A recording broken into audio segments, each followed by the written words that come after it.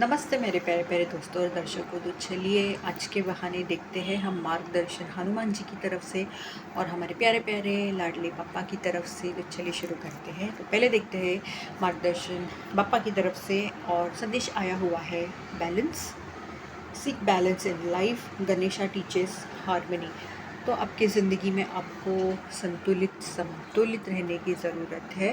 फिर वो आपके भीतर से, शुरुआत तो आपके भीतर से ही होनी चाहिए कि आपके भीतर से आपके जो इमोशंस है, आपकी भावनाएं जो है, आपकी जो मनस्थिति है, मानसिक अवस्था जो है वो संतुलित होनी चाहिए। कभी कभी वरना ऐसा होता है ना कि हम बहुत ज़्यादा परेशान होते हैं और उसका सब असर ना हमारी भावनाओं पे पड़ता है, या भावनिक तौर पे हम इतने संतुलित नहीं रहते क्योंकि परेशानियां चालू है। तो उस वजह से हमारे हमारे मानसिक स्वास्थ्य पे भी असर पड़ता है और उस वजह से होता ऐसा है कि हम कई बार कुछ निर्णय नहीं ले पाते ढंग से वगैरह, ये होता है।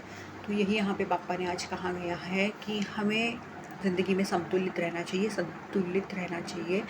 और इसकी शुरुआत तो मैं यही कहूँगी खुद के भीतर से शुरू करनी चाहिए, फिर ही जाके हम हमारे ज़िंदगी में ऐसे निर्णय ले पाएंगे जो हमारी ज़िंदगी में भी एक संतुलन बना सकती है। क्योंकि हम हमारे ही भीतर अगर संतुलित है, बैलेंस्ड है, तो बराबर बाहर भी हम वही तो देंगे, है कि नहीं।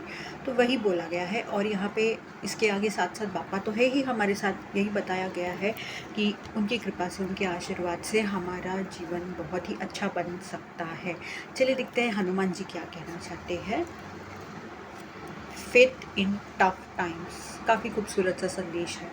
Even in moments of doubt hold on to faith as I held on to my faith in lord Ram during difficult times. Maintain your belief system even when face the uncertainty.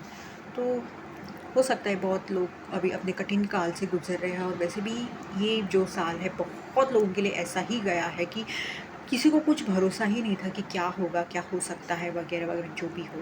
पर यहाँ पे हनुमान भगवान यही कह रहे हैं कि भले ही आपकी परिस्थिति कठिन आपको लग रही हो या आप कठिन काल से गुजर रहे हो, फिर भी आपका विश्वास बरकरार रहना चाहिए कि ये भी दिन बदलेंगे।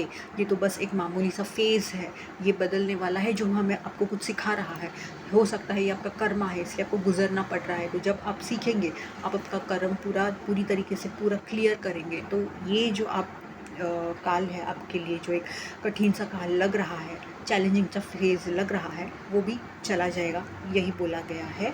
यहाँ पे नीचे एक उपाय दिया गया है, चैंट हनुमान चालीसा एंड बजरंग बाण ऑन सैटरडे। वो शनिवार के दिन हनुमान चालीसा और बजरंग बाण ज़रूर पढ़े। धन्यवाद।